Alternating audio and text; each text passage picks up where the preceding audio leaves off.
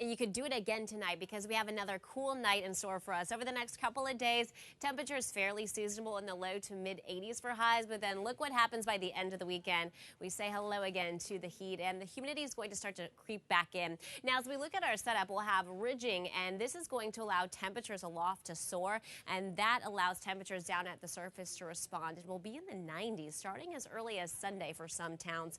But out there this morning, it still feels pretty good, right? If you stepped outside, you know that temperatures making their way through the 70s, currently 75 in Boston. And here's the thing, those dew point temperatures are still in the 40s and 50s. So this is a very dry and comfortable air mass. It still feels refreshing, and we'll keep this around over the next 24 hours.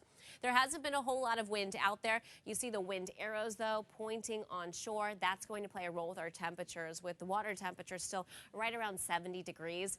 Coastal towns should keep high temperatures in the upper 70s again today, while inland we're back in the low to mid 80s, maybe a degree or two higher than what we reached yesterday, but overall fairly similar, and we're going to keep a lot of sunshine. If you're headed to the Patriots game this evening, it's warm come 6 o'clock by the time the statue is unveiled, and I think around 75 degrees for the start of the game, but you might want that light jacket because temperatures are going to cool off by the end of the game. And overnight, we continue that tumble. I really think that temperatures are going to be fairly similar to what we experienced yesterday, so some of our coolest spots dropping into the upper 40s, while most of us are in the mid to upper 50s.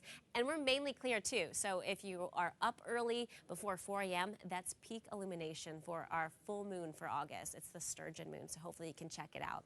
High temperatures tomorrow make it into the low to mid 80s inland, and here you see it again, upper 70s near 80 degrees on the coast thanks to an onshore breeze. Mostly sunshine, just some high clouds. Here's where things change. We're near 60 come Sunday morning. Then we rebound inland into the upper 80s, low 90s. Along the coast, you'll find the coolest temperatures across Cape Ann and Cape Cod thanks to a southwest wind. That's where temperatures will be close to 80 degrees, and we'll start to feel a little bit more of that humidity.